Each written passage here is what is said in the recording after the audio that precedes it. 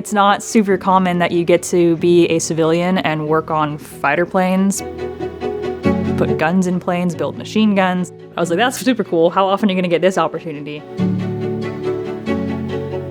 You got to remember what these aircraft were there to do.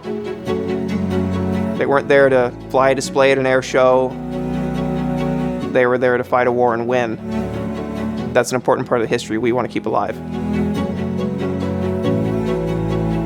This is obviously one of the biggest historical projects we've ever worked on.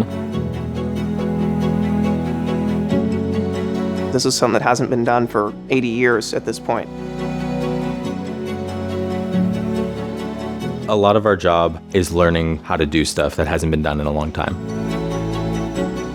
Everybody has a lot to do with this project. We have a pretty versatile team.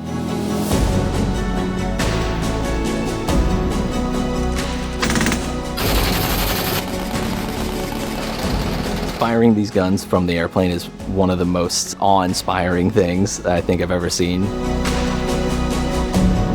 It's about telling the stories of what these specific aircraft did.